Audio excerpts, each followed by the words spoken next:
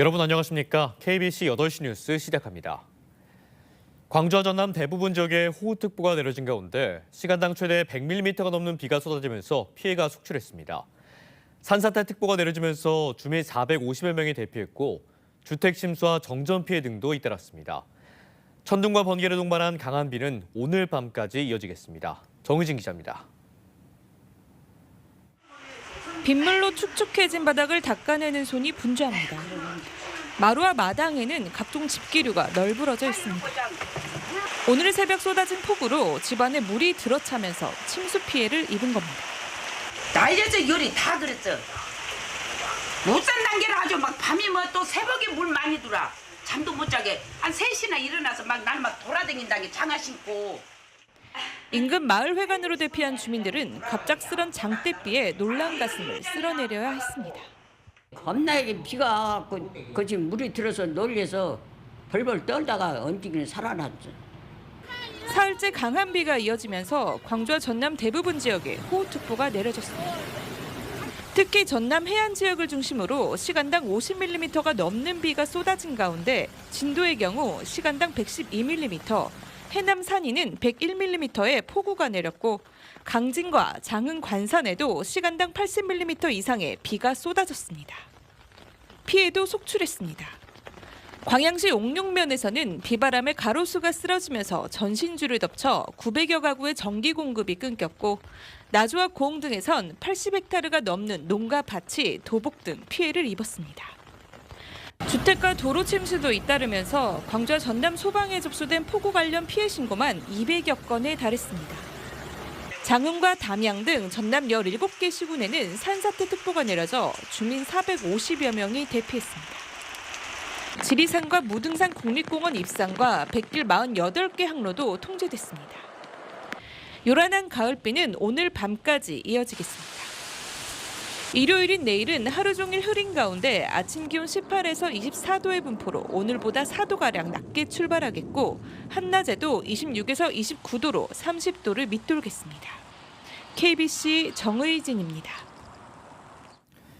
영광군수 재선거를 두고 호남이 텃밭인 더불어민주당과 이에 맞서는 조국혁신당의 신경전이 연일 이어지고 있습니다. 조국혁신당 조국 대표는 오늘 장현 영광군수 후보 선거사무소 개소식에서 특정 정당이라고 해서 무조건 찍는 일은 없어져야 한다. 그것이 바로 정치 발전이라고 밝혔습니다. 어제 영광군수 곡성군수 재선거 관련해 민주당 인사들이 집안 싸움을 하고 있다며 조국혁신당을 비판한 데에 대한 반박으로 풀이됩니다. 민주당 텃밭인 영광군수 재선거에서 조국혁신당 후보가 선전하며 야권인 두 정당의 치열한 경쟁이 펼쳐지고 있습니다.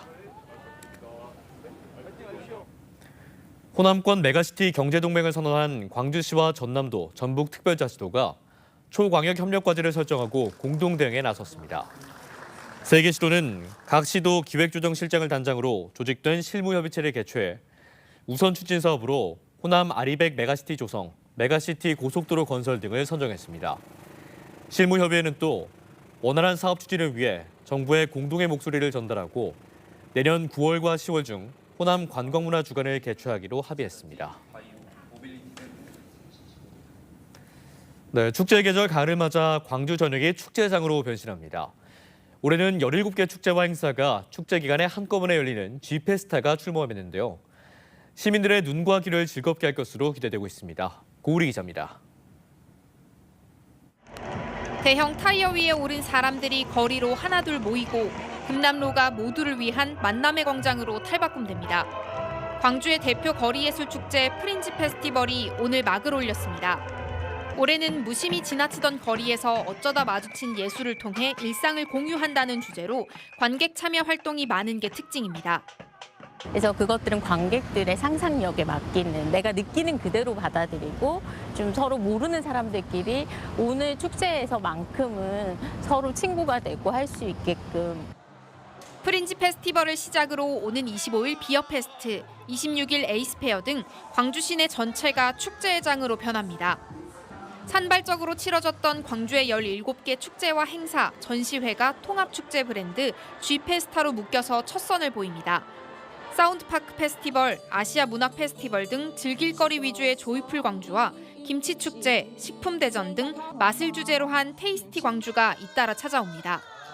지역 축제를 모두 모아 겹치는 내용은 빼고 축제장 사이 셔틀버스를 운행하는 등 연결성은 강화했습니다. 관광객분들이 억새축제장을 가서 거기서 또 즐기시기도 하고 손쉽게 또 이동하셔가지고 김치축제를 즐기시기도 하고 이렇게 멋과 맛을 느끼실 수 있도록 하는 것이 저희 방향입니다. 특히 축제 현장에서 파는 먹거리 가격은 광주시 홈페이지에 공개돼 바가지 요금이 원천 차단됩니다. 지역 축제를 통합 개최하는 광주의 G페스타가 시민과 관광객들에게 어떤 인상을 남기게 될지 관심이 커지고 있습니다. KBC 고울입니다. 네, 최근 여수국가산단에서 중대재해가 속출하고 있습니다. 일용직과 하청업체 등 노동자들이 잇따라 숨졌는데 안전관리 소홀이 원인으로 드러났습니다. 이처럼 예견된 인재가 빈번하게 발생하면서 사회적 감시와 엄정한 조치가 필요하다는 지적입니다. 임경섭 기자가 보도합니다. 폭염이 들끓던 지난달 초 여수산단 한 공장에서 60대 일용직 노동자 이모 씨가 지쳐 보이는 몸으로 휴게실에 들어갑니다. 체감온도가 50도를 오르내리는 고된 작업 현장에서 하루 12시간씩 닷새 동안 야간 근무를 이어왔기 때문입니다.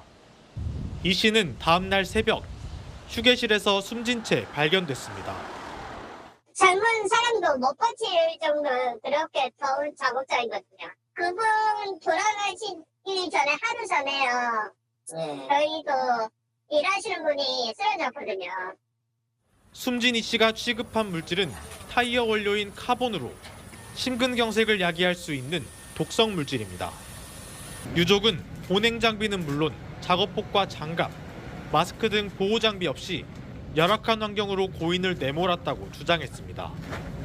이 사업장은 안전조치 위반으로 적발된 적이 있었는데 또 안전보건관리자를 현장에 배치하지 않았다며 철저한 수사를 요구했습니다. 끝나고 나면 그 샤워를 하잖아요. 거의 막 40분, 1시간 정도 이렇게 그걸 닦아낸가 봐요. 우리 애기 보고 거기 카본이 있으니까 그건 짜주라.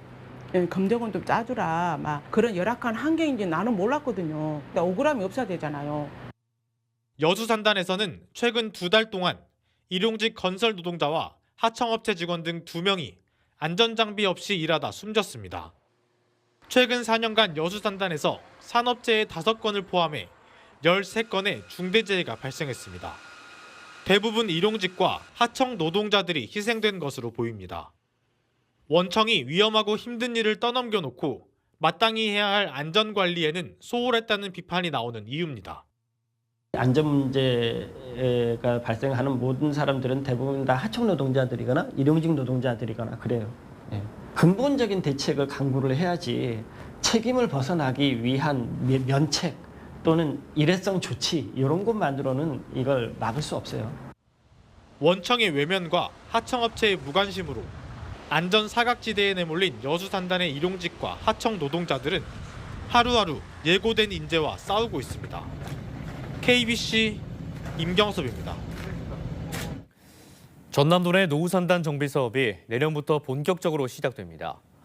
준공된 지 27년 된 대불 국가산단은 오늘 2028년까지 총 사업비 492억 원을 투입해 도로 개보수 등 노후 기반 시설을 정비하고 6개 시군 지방산단에는 청년문화센터 건립과 공장 리뉴얼이 추진됩니다.